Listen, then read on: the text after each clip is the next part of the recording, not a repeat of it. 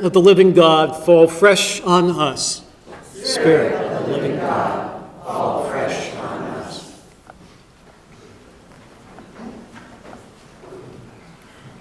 The word that you hear is not mine, but is from the Father who sent me. Peace I leave with you, my peace I give to you. I do not give to you as the world gives. I am going away, and I am coming to you. On Tuesday evening, I'm going away with Stephanie to the UK for several weeks. In many ways, I see these next few weeks as a journey home to my Creator God. We are returning to Manchester, where I did my PhD for the final Divinity After Empire meeting series that began in May 2008. At the end of that first meeting, an Indian Anglican priest said during the meeting debrief, "I have found space for my voice here, and we must bring this conversation around the world to make space for voices." I've been around the world now to Africa, Asia, and South America, helping make space for voices to speak and to be heard. In many ways, that Indian priest's words were the Spirit speaking to me and leading me on a journey to places I never imagined had this man not spoken in the way he did. On that May 2008 day, the Spirit interrupted my life. This month, we are also returning to Iona, Scotland, where the last time we visited in July 2007, we lived on a sheep farm for 1 week. This time, we will stay at Bishop's House, part of the Church of Scotland, and lead a retreat there. Iona is a small island that takes a whole day to get to, traveling from Glasgow to the island of Iona. It's truly an amazing place. Iona and Manchester represents for me the coming and the going, the listening to the Spirit and being sent to proclaim the good news. Our lives are filled with comings and goings. I'm going away and going to God, certainly not in a literal sense, but rather in a deeply spiritual sense. I will be away for most of the month of May. This will be my longest time away from the parish in the 4 years I have been among you. The timing of this going away for me is filled with the Spirit, and I think it can be also for you too. Did you know that St. Francis Church and I are about the same age? It's true. St. Francis was established in 1958, and I was born in 1956. I recall saying this in my cover letter when I wrote back in the summer of 2012 before my first interview. On June 1, I will be 60 years young. In 2 years from now, the parish will either be 60 years young or 60 years old. You will get to choose if you are tired and ready to retire seeking your well-earned comfort, or if you are just getting started and feel your best years are ahead of you. 60 can be just coming to the full steam from an old story or seeing all the past as a learning foundation for a whole new story that the Spirit is calling you to hear, engage, and be. There are lots of people who retire at age 50, 55, and 60. I'm not ready to retire.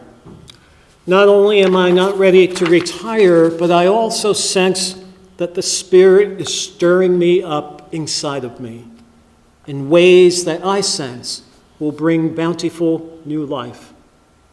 Sometimes the Spirit speaks gently, and sometimes the Spirit just wants to shake us up. Both kinds of Spirit speech our blessings and grace. We just have to pay attention and listen to the way the Spirit is speaking to each of us and surrender our lives accordingly. To surrender our lives to the Spirit means we welcome gentle Spirit speech and the stirring up kind too. To surrender our lives to the Spirit means we are willing to be changed by the Spirit. To surrender our lives to the Spirit means our lives may be in constant flux. To surrender our lives to the Spirit means our lives may never be coherent and unified, doing the same thing over and over.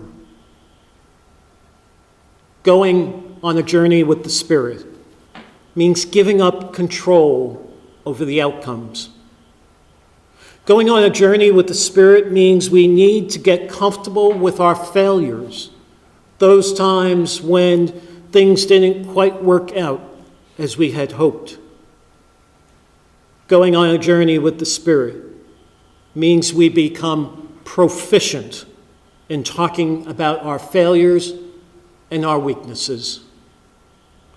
Going on a journey with the Spirit means we see the presence of God through the Holy Spirit in our struggles and in our joys, in the things that don't work out as much as those things that do work out, and so on.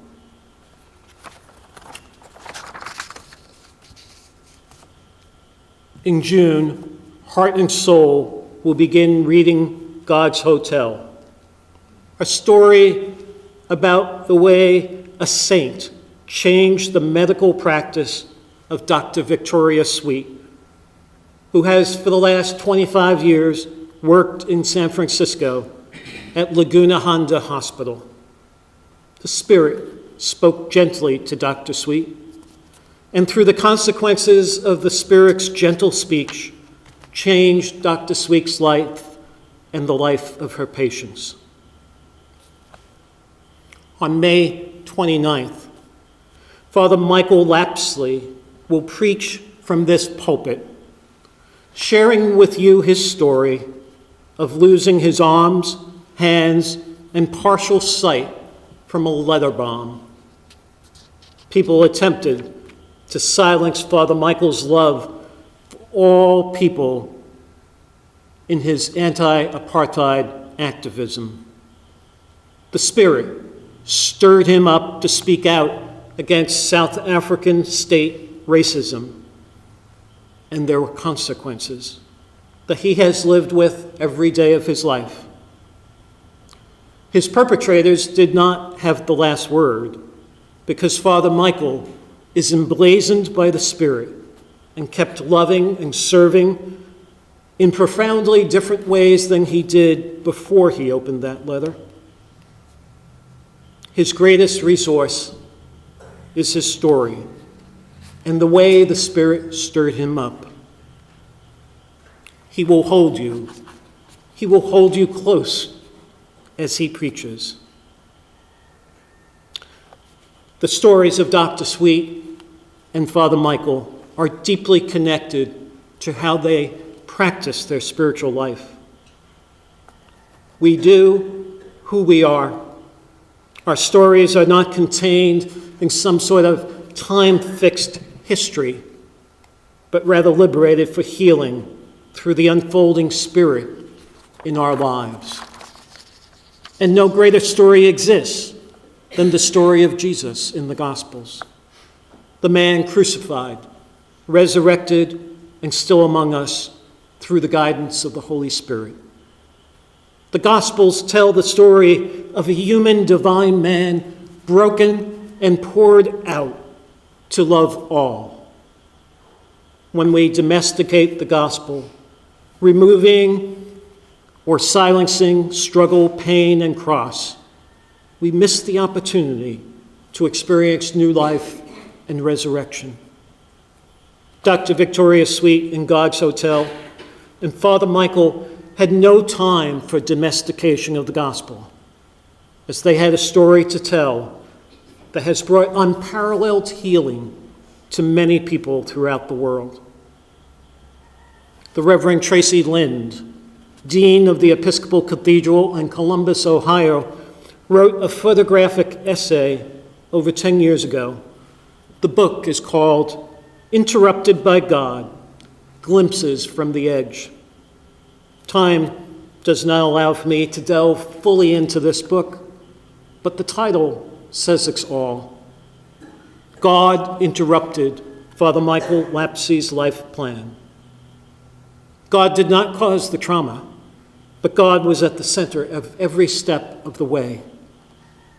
And God is constantly interrupting our lives. The Spirit's good at that. And thank God for the interruptions and the disruptions. In the interruptions and disruptions is often the Spirit of God breaking us open for even more life, more love, and more effective ministry. My time away is a slight interruption that offers us both an opportunity to more attentively listen to the Holy Spirit. Will you and I say 60 years young or 60 years old? The Spirit keeps us all youthful when we are willing to surrender our control.